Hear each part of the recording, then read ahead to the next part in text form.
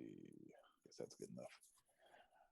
All right. Welcome to the 516 Project Zoom call. We are on with Pastor Josh Thompson today, and this is something kind of new that we're experimenting with. And so we just wanted to be able to bring some encouraging and positive words to you throughout the week. And so I've asked Pastor Josh to come on and share a little devotion with us and just some encouragement for our week. But Josh, tell us a little bit about your church. Where y'all are located, what you're known for. Whatever you want to share. I pastor Round Hill Baptist Church. I'm fairly new there. I've been there since August. Round Hill Baptist is technically in King George County, but it's right on the edge of King George and Westmoreland. It's right on Round Hill Road, which is an old road, one of the last horse-drawn last roads that was made with a horse-drawn carriage of some sort. Is Round Hill Road. So it's a good old country road, but it's uniquely placed, I think, because we are able to reach people in Colonial Beach, or we're able to reach people in King George, and we're able to reach people in Caroline County. That we're just kind of that central hub.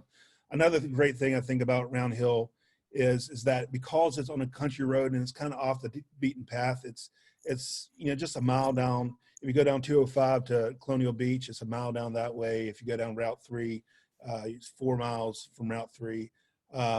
But because it's kind of off the beaten path, the way people will know Round Hill is by people that go to Round Hill. So it's a great position for our people to be missionaries in their context and to draw people in. People will know Round Hill by word of mouth, not because it's out in the middle of the main road, which I think is a very unique thing, and I'm excited for, because I feel like God has put us there for a reason, right there where 3 counties kind of meet in order to reach a wider mission field, and right in a position where it causes our people to tell people about Jesus and bring them to Round Hill. Mm-hmm. So that's kind of neat. That's one thing I love about it. Yeah, that's great. Yeah, I hadn't even, in my head, I hadn't even made the connection of Caroline, but yeah, it's just a few miles down the road. So that's a great connection to make as well. Yeah, that's terrific. I'm gonna turn the mic over to you, and just I'd love for you to just share a word with us that God's put on your heart, and we'll go from there. Sure. One of the things that I love is to read the Bible. Is something that God has just given me that desire to do. It's something I always wanted to do more and more. And I don't know about you, but I've struggled with just doing it consistently. When you go into vocational ministry, the struggle is that you're reading the Bible in order to prepare for a sermon or a Bible study, but you just miss that opportunity a lot of times just to read consistently and get to know it well. Well, several years ago, I started praying and asking God just to help me, give me the desire and the discipline to do that. And He's done that. Over the last 3 years, I've been reading through the Bible every year. This last year, I started last March. I started a Bible reading plan where I'm reading through the Old Testament once and the New Testament twice and Psalms twice, all in 1 year. Wow! And I love that even more. It's a Robert Murray McChaney Bible reading plan. Robert Murray McChaney was a Scottish pastor back in the 1800s that developed that plan for his church. So that's during this quarantine time. That's one of the things we're doing as a church. I do a Facebook Live video every day with our folks, and we just talk about, mainly I just talk about, since it's just a video, about what we're reading and even just kind of the struggles of reading. But I want to share with you today a psalm. We're going through Psalms right now, a psalm that really just leapt out at me. I love it when the Bible just does that and just it hits you over the face. It just reminds you of how great God is, and it also reminds you of it changes your perception. Maybe the way that I'm looking at things is wrong. This is one that did it. Psalm 28, verse 7. Whereas David is asking God to protect him from his enemies. We think of David as always killing the giant, but David had a lot of enemies. And Psalms tells us how much David is petitioning God to save him from his enemies. But he says, at the end of verse 7, Psalm 28, verse 7, he says, my heart leaps for joy, and I will give thanks to him in song. My heart leaps for joy. You know, I don't know how to sing. I mean, I can sing, but I don't sing professionally. I don't really sing in public other than in the corporate worship. I would join a choir if I could. But you know, it's funny how oftentimes our culture, the American culture, we talk about singing and how great it is to sing, and just how we need to boost ourselves up to have joy. That, you know, you just tell yourself like, it's going to be okay and we're going to do it. Or we go into worship. You know, as a pastor, I think about the worship wars that have happened in the American churches over the last 30 or 40 years of contemporary worship versus traditional worship, and what is right. But here, I read this last week, and it just made me stop and think, why am I singing? What do I really worship? What makes my heart leap for joy? Does my heart leap for joy because of the song? Or does my heart leap for joy, then I sing? See, David says right here, my heart leaps for joy, and I will give thanks to him in song. That he sings because his heart is leaping for joy. Now, there's a lot of reasons that our hearts leap for joy. Our hearts can leap for joy for the passions that we have. You know, I've known James the last several years. He has a passion for this 516 project, and it's amazing. You know, we always talk to our kids to find your passion, and in some ways that's good. It's not bad advice, but sometimes it's hard to know your passion. Sometimes our heart leaps for joy because we get promoted. Position will give us will make our hearts leap. Power will make our hearts leap. Money.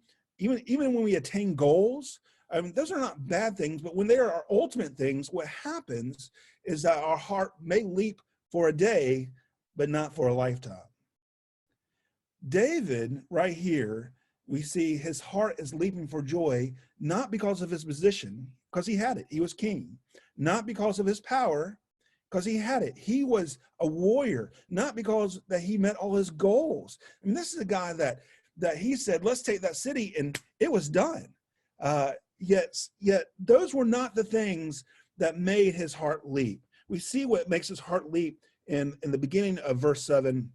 The Lord is my strength and my shield. My heart trusts in him, and I am helped. The Lord is my strength. Not his strength is not in his position. His strength is not in his power, is not in his money, is not in success. His shield is not in his connections. If you are king, you desire to have good connections. You desire to make alliances with that nation and that nation. But his strength and his shield is in none of those. It's in the Lord.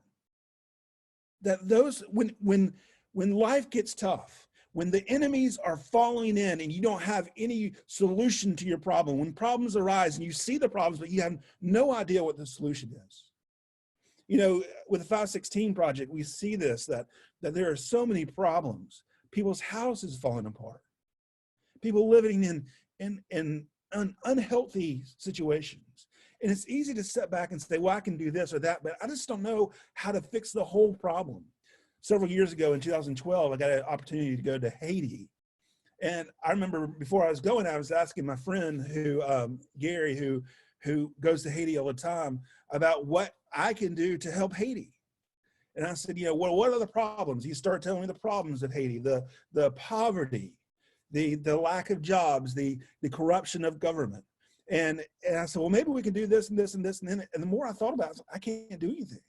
And I walked in to Haiti. I walked into that situation thinking, I don't know what I can do. My connections won't help. My money won't help. My power won't help. But what I found, and I had an opportunity to get to know a pastor, and that is a Haitian and pastors well in his church, and I got to drive around with him for a day. And folks, let me tell you something. Drive around with a pastor in Haiti makes you realize that it's much worse than you even thought. Because he pointed out stuff like the culture of voodoo in Haiti. the hope that they have not in the Lord, the hope that they have in their ancestors, the hope that they have in smoke and mirrors. But yet, my pastor friend, he had his strength, his shield was not in getting some government position, was not in getting more money for his church, was not in doing this or that. His hope was in the Lord. But when you talk to him, he would talk about the problems, but he did not spare. He had some solutions. He said, God has led us to do this or that, but his solutions were based in God revealing things to him. God was his strength and his shield. So I want to encourage you today. I know many of you are involved with 516. Many of you are involved in a church. And we live in a time right now it's just so unsure. And maybe even unsure even more for you, because maybe the job you did have before all this is no longer there. Maybe you are someone like me that's just constantly asking themselves, what can I do? There's so many things that could be done. What can I do? I want to encourage you to look at Psalm 28, meditate on it. Think, is God my strength and my shield? Is God my strength? Am I relying too much on my power? Am I relying too much on my intellect? Oh, I'm sure I can think of a solution. Or do I surrender like David has done and says, none of those things matter. Where I will find solutions, where I'll find help, where I'll find security will be in God, or it'll be in nowhere.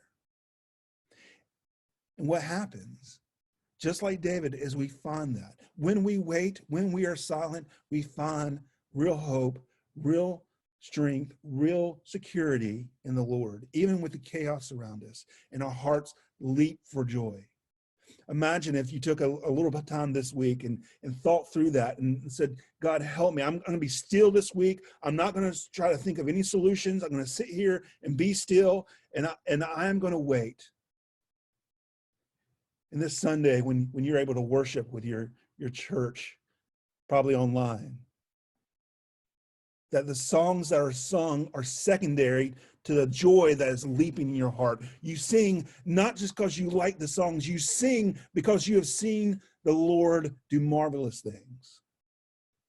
That's my prayer for you, is that in your waiting, in your chaos, you will find the order that God has prepared for this time. And you'll find ways to help, not because you are so smart, because he is so good.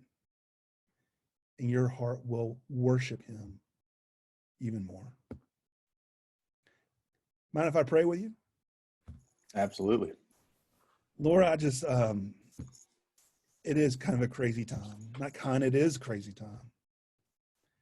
Lord, I just want to pray for those nurses and those doctors, those hospital janitors, those construction workers, those essential folks that are working hard to do the things to make this thing go away, make coronavirus go away. Lord, I pray for those who have lost their jobs. Pray for those fathers that are going home and not being able to provide for their families. I pray for those mothers who cannot provide for their families. Lord, you are the great provider. So, Lord, I pray that you give those essential workers strength. You give those that are hurting because of jobs money and provision, food. Lord, I pray for those churches that are your body. Lord, lead them and instruct them to do your work, to proclaim your gospel in word and in deed.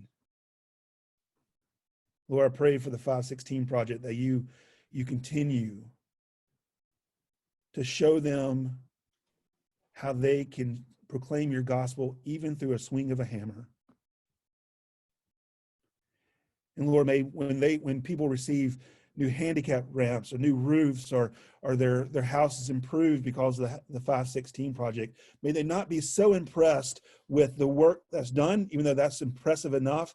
May they be more impressed with you. May every swing of the hammer, may every project be a sermon of your love. And may they see it. May they want it. May they find what real joy is. Lord, guide us. Lord, may we be people that are not concerned so much about the methods, even though methods are important. May we be in love with your mission. And may our hearts leap for joy because you are a God of complete strength, complete security, and complete love for us, for our churches, for the world. Guide us during this time, Lord. In your name I pray. Amen. Amen. Thank you, Josh. I appreciate that. That was a great word, and definitely a great prayer. Definitely appreciate that. Yeah, I think it's great. We want to focus on joy, and like David was saying there, to have that joy and then sing out from that is it's interesting. I don't know. In my mind, I think that a lot of times, we go into a church service and you have that worship time, and you kind of get some joy from the worship, but it's making sure you have that joy before going into the worship. It's even more important. Yeah, and sometimes it's hard. Mm-hmm. This past week we were getting ready to do the online. It was like 5 minutes. My producer, he said, we got 5 minutes, and then one of my kids just, I just kind of I had to fuss at her a little bit, and it's hard to fuss at her, then jump up on stage and look in the camera and have joy. I mean, it zaps some of my joy, and I had to step back. And sometimes songs can bring us joy, and hearing the words of the songs can remind us of how good God is, and that's wonderful. But I found a lot of times when people are saying, I just don't feel that service. I didn't like that pastor's sermon, or I didn't like that song. When we kind of nitpick in the methods, a lot of times the problem is not the method so much as it is our hearts. Yeah, so absolutely. I think sometimes we have to step back and say, what is it about me? Right. Well, especially in this new season of the online church and stuff like that, I can only imagine that as a pastor, it's so much different as far as the energy and everything, standing at the pulpit, looking into a camera versus looking out over a crowd of people. Yeah, that's right. You can't feed off their reactions and things like that. So I can only imagine that being in your shoes, how tough that would be to, like you said, to sometimes to find that joy and just remember why you're standing there. That's right. Yeah, because you feed off. I mean, I know I do. It's preaching is not just a monologue. It's really a dialogue, and it's a silent dialogue with your congregation. But you're feeding off their reactions. You see the people. You got to know these people to where you know what they need to hear. You don't have that when you're looking at a camera. My worry, I heard early on when we started quarantine and everything started moving online, that some pastors, I thought this was hilarious, that they asked their folks to take pictures of themselves and they would tape them to the pews or tape them to the chairs so they have faces to look at. And I think that's awesome. My worry is that when we get through all of this, what we're gonna have to do is ask people to tape lenses to their faces, because we got so used to just to stare at lenses. But yeah, I mean, it's hard. I tell you, what's even harder than preaching to a lens is walking into the building and just no one being there. I hate that. I hate that. In some ways, it's nice because we have in our normal schedule, we have an 8:30 service and then 11 o'clock service. And so I live right now. We still live in Spotsylvania, so we're driving 45 minutes. And during those times, we had to get really early and go. Now we're just doing 11 o'clock online service, so it's kind of nice to sleep in. But I tell you, I hate walking into an empty building. I just it zaps the fun out of it. It zaps your joy in some ways. Yeah. Well, hey, I greatly appreciate you taking the time out to be with us today and to share the message with us. And I'll post in the comments a link to Round Hill for the social media page and the website and everything, so people can check you guys out and, hopefully learn a little bit more about your church. And hopefully there's some folks that are watching that are maybe in the King George area or nearby that can come by and check you guys out once things open back up. Absolutely. I would love that. All right. Well, thank you, Josh. I appreciate it. Yeah. Thank you, James.